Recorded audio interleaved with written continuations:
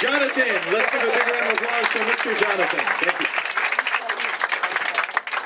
So I recently had to promise that I wouldn't talk about neuroscience tonight, so I have to audible it a little bit. The street I live on is a little bit schizophrenic. At any one point in time, you can see Matt Damon's mom walking down with two tiny dogs. She's very friendly. You wave, hi Matt Damon's mom. She's like, hello, how are you doing? And on any other day, you can find someone defecating on the Scientology building that's local to the area. So you never really know what you're going to get in sort of a Forrest Gump kind of way. But one thing that you can always count on is if you look out the rear window onto the little back alleyway that faces the river, you can see at about 2 in the morning what I call the Great Migration, where if you turned a light on the street, on this little back alley street that's lined with lots of dumpsters and garbage cans, it almost looks like it's coming alive. There's a little bit of a vibration. And if you were to look close up, as some, the daring, have, you'll see that that vibration is actually dozens of rats. And I saw this by happenstance one day, taking the garbage out from my 5-story brownstone where I lived in a little lofted bed. This was in college in sort of my recent history. And on first notice, I was shocked. I was mortified. Where I put my trash and where I cooked my food are about 50 feet away from each other and parsed by some really rudimentary walls. So I saw these 50 rats running along. They kept going, so I figured everything was okay.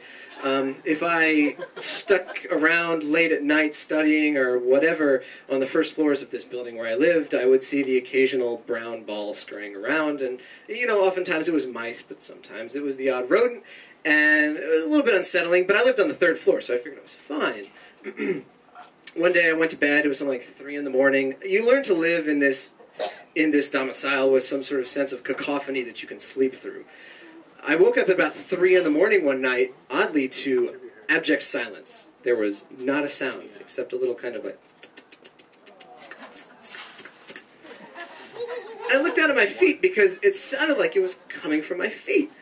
And when you just wake up, it's a little drowsy. You think your feet are talking to you in some sort of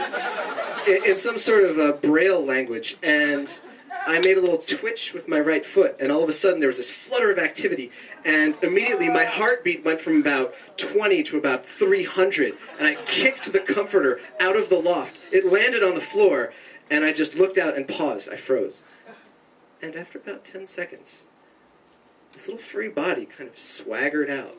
And at the time I had seen a few mice, and they kind of go darting as fast as they possibly can from one dark area to another dark area. Rats don't do that. Rats essentially get out, look around, scratch themselves, look at you, and I'm like, why don't you take a picture? And then go about their business eating your food, ruffling through your trash, using your computer, you know, whatever. At the time, I almost threw up from my lofted bed onto our floor. I was so traumatized. And I realized that the best strategy for a slightly neurotic, slightly obsessive undergraduate studying the sciences was to amass all of the resources at my avail to annihilate every rodent or murine species that lived in our house. The first step of which is staying up all night and monitoring every room in the 5-story brownstone, from the basement laundromat to the 5th floor skywalk, because you have to actually understand what they're thinking, where they're going, when they go there, what they eat, where they eat it from, who put that food there in the first place, because you're going to clamp down on all of that. So I learned a few lessons. You change the bait once a week, you use latex gloves, and you paint the traps black. Mouse traps kind of hurt when they snap on you. Rat traps will break a finger. If you corner a mouse, it'll essentially freeze, which plays to your advantage if you want to trap it and take it to, you know, another house, Matt Damon's mom's house or something like that. A rat, however, will look you in the eyes and run at you. A rat will climb up your body and go for your neck. And I remember to this day, with abject clarity, looking at a rat standing right here, staring me down, saying essentially it's going to be you or me. And the only thing that won the day for me was, ironically, a hockey stick. And I didn't even kill it. I only scared it. So, in retrospect, be careful where you move to, because if you're on a riverbed, you're going to have company. Thank you.